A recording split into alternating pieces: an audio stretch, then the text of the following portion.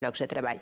I aquesta és l'única manera que podrà sobreviure. Perquè al final, com em deien a casa meva, que varen ser de la part perdedora de la guerra, l'important és tenir quelque cosa que ningú te la pugui prendre. I si pensem en situacions dramàtiques, com varen ser la situació de la postguerra, al final, els que varen poder marxar i els que varen poder sobreviure varen ser aquells que tenien o una formació universitària o que podien acreditar quelque cosa i que varen ser acollits per un altre país. Malauradament, per a aquells que no tinguin formació, és molt difícil que en una societat desenvolupada tinguin un lloc de feina, llocs de treball.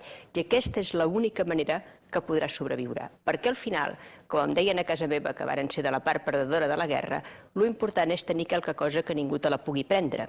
I si pensem en situacions dramàtiques, com varen ser la situació de la postguerra, al final, els que varen poder marxar i els que varen poder sobreviure varen ser aquells que tenien o una formació universitària o que podien acreditar quelque cosa i que varen ser acollits per un altre país. Malauradament, per a aquells que no tinguin formació, és molt difícil que en una societat desenvolupada tinguin un lloc de feina.